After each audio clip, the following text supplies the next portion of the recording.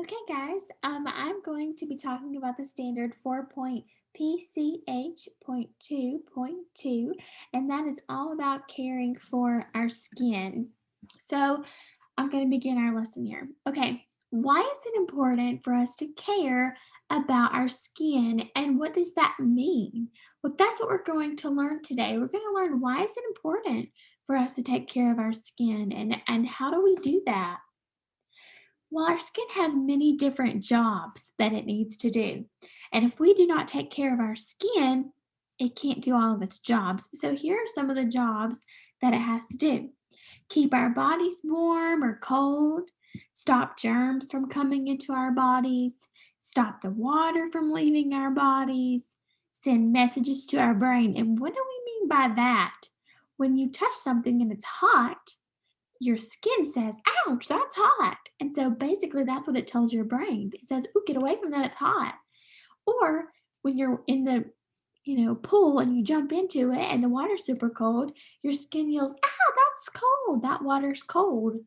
So those are the types of things that our skin does. It has many jobs, as you can see. That's why it's important for us to take care of it. So, how do we take care of it?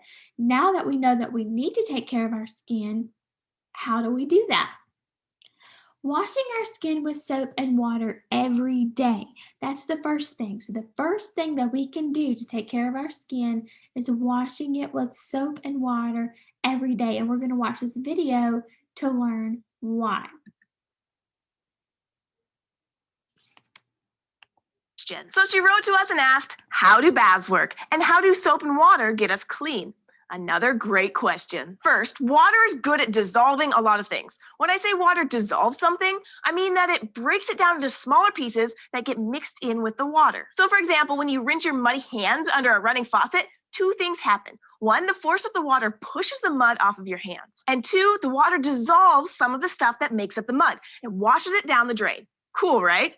But what about baths? Before we can dive into that, we should probably take a quick look at how we get dirty in the first place. Your skin makes its own oil. This natural oil helps your skin stay soft and healthy. And your skin also makes sweat, which we've talked about before too. Sweat is mostly salt and water. When the water in your sweat dries up, it helps cool your body down, but it leaves that salt and other stuff behind. So all during the day, dirt and dust sticks to the salt and oil. If you let the dirt and oil build up for too long, it becomes a good place for bacteria and other very tiny living things.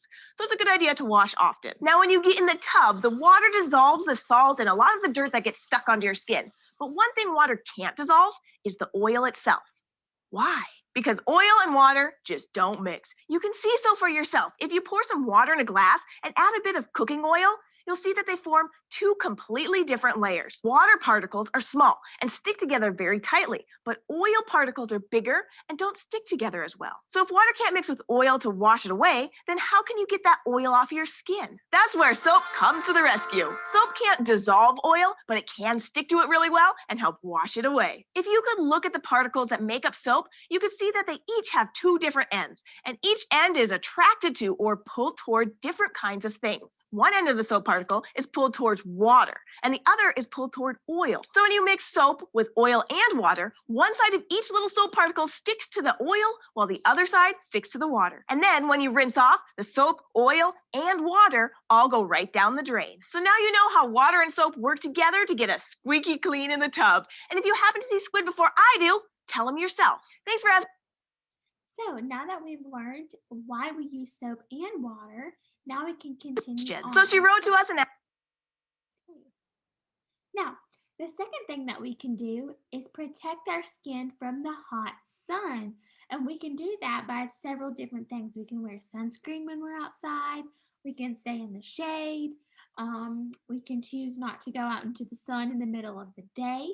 Why the middle of the day? Because here where we live, that's when it's the hottest. It's the hottest in the middle of the day, and that's when the sun is most dangerous to our skin. And the last thing we can do is wear protective clothing. So, what I want you to do, I want you to repeat after me. I'm going to say the four again, and then you're going to. So, we can wear sunscreen when we're outside, we can stay in the shade, we can choose not to go out in the sun in the middle of the day, and we can wear protective clothing. Good job. Now, why should we do this? Why is it important for us to protect our skin from the hot sun? What happens? Well, we get sunburnt. I'm sure that some of you have been to the beach and gotten sunburned before.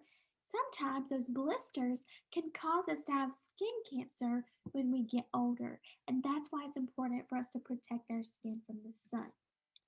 The other thing that we need to do, the third thing, is drinking plenty of water. Now remember that our skin cools our bodies down, okay? And it does that by creating sweat, just like the video showed us. And that sweat is made from water and salt. And without water, it can't create sweat. Therefore, our skin cannot cool our bodies down. That's why we need to drink plenty of water to protect our skin. So, how much water should we drink? Should fourth graders drink? 7 to 9 glasses. You should be drinking 7 to 9 glasses of water every single day. And that kind of sounds like a lot, but you know, it's how much you need to drink. So, we also, the last thing that we need to do, the fourth thing, is get enough sleep. Now, it helps your skin's blood flow, it helps the blood flow to your skin, and that stops you from getting wrinkles or dry skin. And how that does that is it produces collagen during sleep. Now, I know collagen is a big word that you may not have heard before, but collagen keeps your skin looking healthy, nourished, young, and basically, collagen is what helps you stop from getting wrinkles. So, how much sleep do you need as fourth graders each night?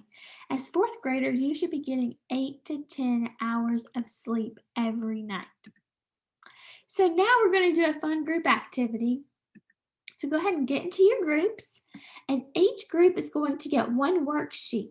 Okay, so you can pick one person to write down the answers, or you can all have a pen and all write down the answers. And you're going to start the worksheet when I say go. Don't start till I say go.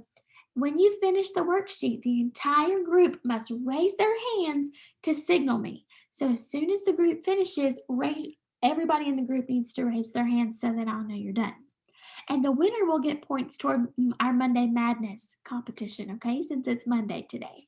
So that's the activity.